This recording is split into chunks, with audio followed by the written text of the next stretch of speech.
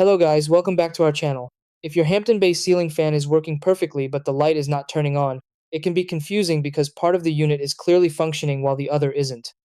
This kind of issue is actually quite common and usually points to a specific problem related to the light kit, bulb, wiring, or control settings, rather than the entire fan system.